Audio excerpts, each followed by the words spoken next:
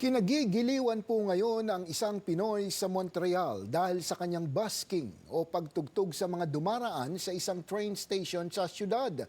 Panoorin po kung paano niya naaantig ang damdamin ng mga nakakapanood sa kanya anuman ang lahi. Narito ang report.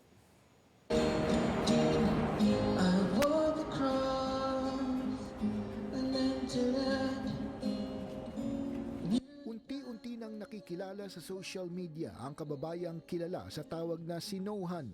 Ang kanyang pagtugtog sa mga train station sa Montreal, umaani ng papuri sa kanyang mga followers at sa mga aktwal na nakakakita kung paano niya dinadala ang kanyang musika sa Canada. Kasi yun kasi ang passion ko music eh.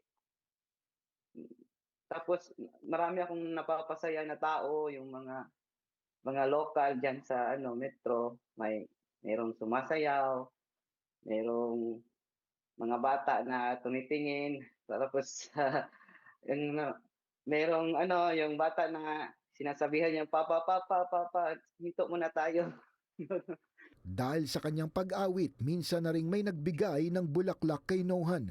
Video editor ang kanyang propesyon, pero nakakawalaan niya ng stress kapag siya ay tumutugtog sa pampublikong lugar tulad ng train station o kilala ng ibang lahi sa tawag na busking.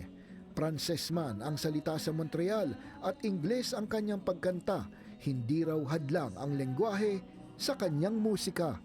Kahit hindi kayo nagkaintindihan, parang nagko-communicate kayo through music. Parang ganun. Parang natatouch ko yung puso nila. Parang feel ko rin. Napi-feel ko kasi. Just like an angel, your skin makes me cry.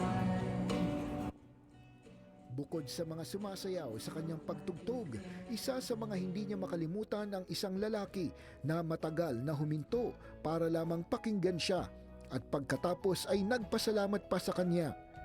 Minsan na ring napaluha si Nohan ng isang homeless ang ibinigay pa ang inumin nito sa kanya matapos magustuhan ang kanyang pag-awit.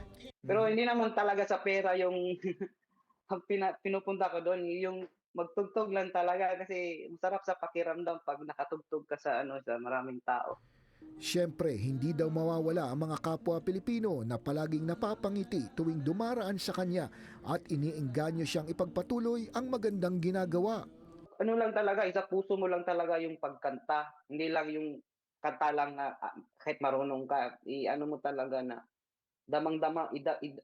damang-dama mo talaga yung pagkanta kasi iba kasi yung marunong ka lang sa yung nagdi-deliver ka ng kanta na may yung tago sa puso talaga na mararamdaman niyo yung pagkanta mo.